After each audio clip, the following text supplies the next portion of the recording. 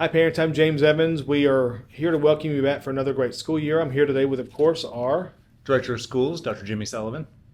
and this is called the Director's Update. Dr. Sullivan likes to do these after board meetings every month or so, just to keep parents updated on some of the big ticket items that have happened at the board meetings, things that are important to employees and to parents, and just summarize some of those things.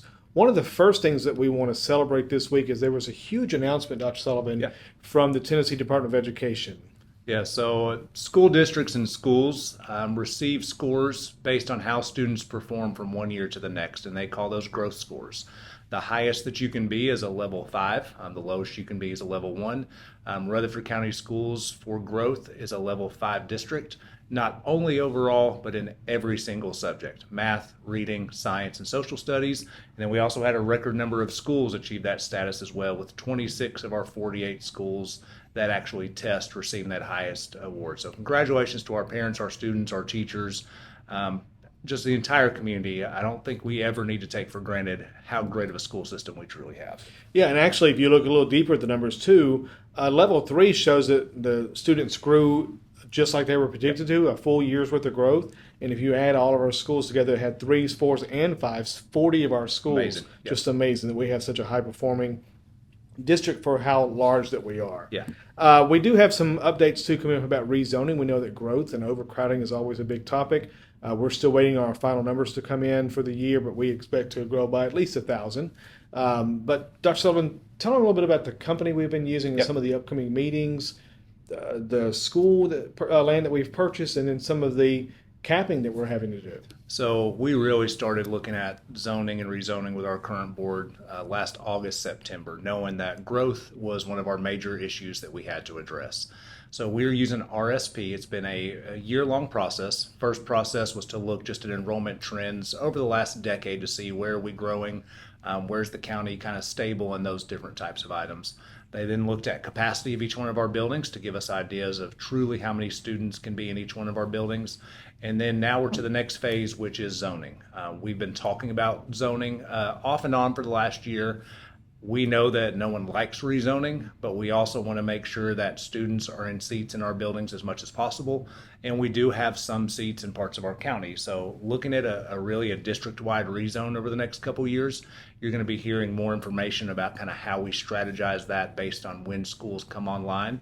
And I think that gets into our next point. We have purchased property on the old Beatty Farms for a new elementary school. We're in the middle of the design phase for that, hoping to submit that out for bid by the end of this December. It really is the entire focus of the beginning of our rezoning plan is to have a new elementary school come online right in between the Blackman, Stewart's Creek, Browns Chapel area, with the goal for that school to open in August of 2025. Right behind that would need to be some type of secondary school, whether that is a middle school, high school, middle high school combination. We're still in discussions around that, but those two are the next big things that you're going to hear us talk a lot about. And those are really the linchpin for this Absolutely. rezoning. It's going to Yes. help relieve overcrowding at several schools. Yes. And so we're working hard to get those on board. Yes. Now, there's something we have to do in the short term. Correct. Something that is really new for our district, but something that other large districts who are growing incredibly fast, they look at enrollment capping. So what does that mean? It means for our schools that are extremely overcrowded, Stewart's Creek Elementary being the one that comes to mind the most, that we cap enrollment. That doesn't mean that you won't attend a Rutherford County school if you move into that area, but any student that is moving into Stewart's Creek Elementary zone after fall break, so September 29th or after, they'll actually not attend Stewart's Creek Elementary. Instead, they will go to Stewartsboro Elementary, which is still a high-performing school. And again, that is not going to impact any students that are currently at Stewart's Creek Elementary, just new students who would be moving in after September 29th.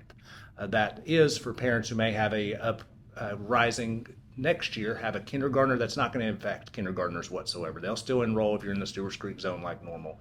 Strictly for us to be able to have new students who move in throughout the year, they'll go to Stewartsboro. And we'll be rolling out some more details about that over the month of September, Correct. just so that developers are aware of it and parents, those people who are looking to maybe move in that zone. So we want everyone to be informed and be as transparent as possible about this process. It is something new.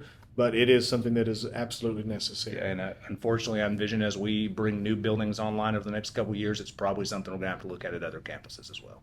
Yeah, and so you have been mentioning this a lot lately at various meetings, but we are the fourth largest school district in this state. We've been saying that for a couple of years. It's true, of course.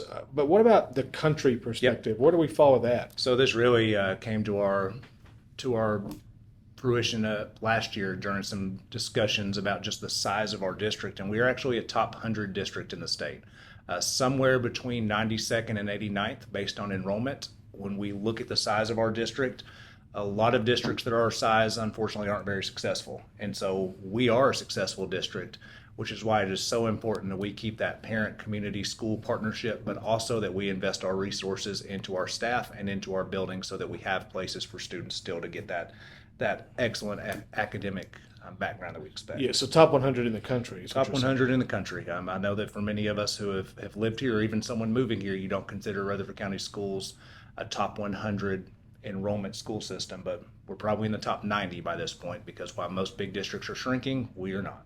Right. Well, the last thing I want to talk about today is we have another thing to celebrate, something Absolutely. that also has never happened before, but just another sign of the times with growth. What did we do yesterday? Yeah, so a huge thank you to our county commission, our funding body, and our school board for having the vision to add on to some of our high schools. So we had the groundbreaking ceremony for 3 high schools yesterday: Smyrna High School, Oakland High School, and Riverdale High School. They'll be adding about 500 seats in capacity and also renovating and increasing some of the safety at those buildings as well. So a huge celebration, a really momentous occasion for our county to invest that much money into some of our facilities. So at the same time, huge celebration, and thank you. I'm looking forward to it because Oakland and Riverdale students for years have been informing us that they have to walk outside in snow and rain because it's a kind of an open campus because of the various buildings. When these are done, they'll all be enclosed and connected, and so kids, that means fewer snow days for you. Sorry, we're gonna have to go to school because you don't have to walk in the snow. But in all seriousness, we're looking forward to it. It's going to increase safety and really help when we have severe weather or cold weather, things like that, to help keep kids inside in conditioned air. So looking forward to it. Yep, and Mr. Evans, so teachers, before you start sending us emails, he was totally joking about that. Yes, not going to impact our snow days. Yeah, Dr. Sullivan makes those decisions anyway. If you don't like when a day is not called, this is the guy that you call. Thank you. So Appreciate that. absolutely, yeah, Dr. Sullivan. Okay, so this is our first director's update, director's report, and we look forward to doing more of these throughout the year. If you have something you'd like us to research and talk about, please let us know. But looking forward to our first holiday. Labor Day is coming up in about a week. Just thanks for all that you're doing. Have a great one.